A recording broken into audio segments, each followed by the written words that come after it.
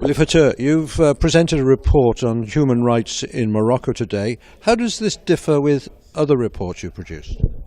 Yeah, today we presented our latest report about human rights, or at least a certain number of human rights in Morocco at the European Parliament. It is based on the two missions that we carried out in Morocco last year and this year. The difference with other reports is that usually NGOs report in a specific way, putting in front of each other on the one hand the, let's say, questionable practices of some states and the flaws in their legislation, and on the other hand, the international standards and making conclusions on the basis of this. On our side, we introduced a third dimension. So the third dimension, in fact, is the historical perspective. What is the dynamics behind the current situation? What happened in the last 10 years in Morocco? And we have seen a lot of positive changes, constructive dynamics it is.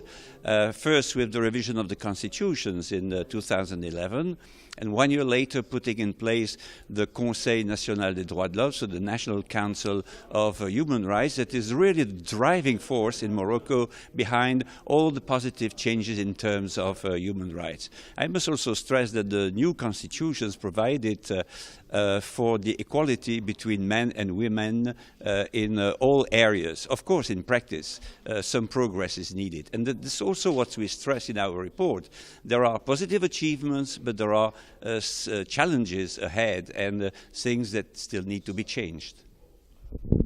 Can the EU do anything to improve human rights in Morocco in the future? We know that the EU's soft power can be a very efficient tool to promote human rights in general in third countries, as it is usually linked to all sorts of agreements, partnerships and relations between EU and other countries, in the commercial area, for example.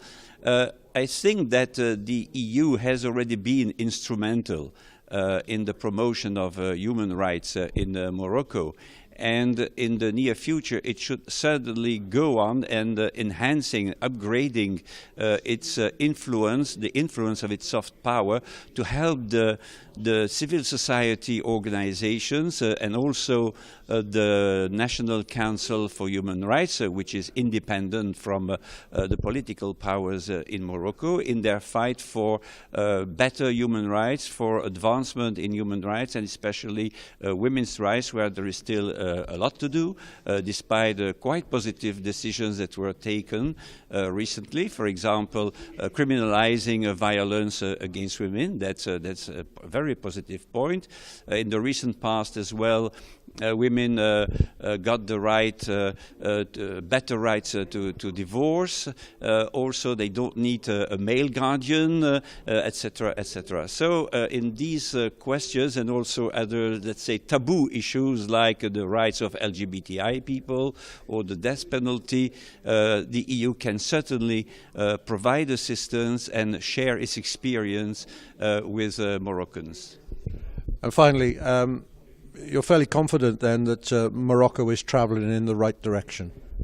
Absolutely. When I see the trajectory of the human rights improvements in the last 8-9 years, it's really progressing very fast because it took, in many European countries, it took a lot of years to give the right to vote to women, to give them, to give gender equality to our citizens, and through the assistance and the general environment of the international standards that are a pole of attraction, I would say, Moroccans aspire to freedom, to happiness, to equality, and to the respect of their human rights, because the young generation is educated at school in that spirit. And as it was said by Mr. Erzeni, it is really taught now in schools. And so in 20 years,